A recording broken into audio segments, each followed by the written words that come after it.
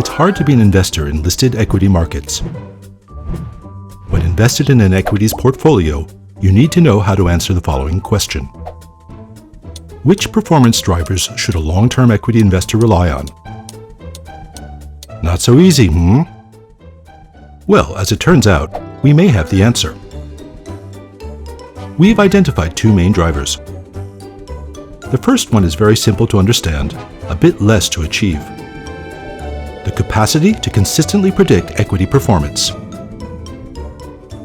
Easier said than done. The other one is not that simple to understand, but may be more robust. The capacity to understand and rely on value creation. Equity markets can indeed be very volatile and unpredictable, but ultimately, they tend to reflect actual value creation.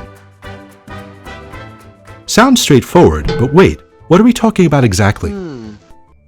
Instead of using complex statistical models to explain equity performances, we propose a more down-to-earth view using simple arithmetic. Let's dig into the bottom-up stock-picking machine. It always starts with a price. Buying equities is primarily a cash against stock transaction. Let's use the following example. Bulls and Bears is trading at $100 per share. Mr. Smith invests $1,000, thus acquiring 10 shares of the company. Yet what Mr. Smith really pays for should also consider everything the company owes, its liabilities, on and off balance sheet. But let's go back a little. Again, why are we paying that price? To get assets. Hold on, how many assets do we get for the price paid? Now, back to Bulls and Bears. For the 10 shares acquired, we bought part of the company's assets. What really counts is not only visible assets, but also invisible ones such as R&D, advertising, etc. And to create wealth, those assets must generate cash at some point. Savvy investors pay a price to get access to assets that will deliver value at some point in the future.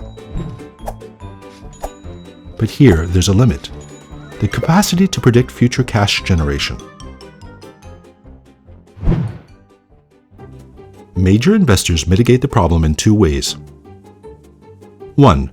They want the assets to produce cash today. Put differently, assets that have proven themselves. 2.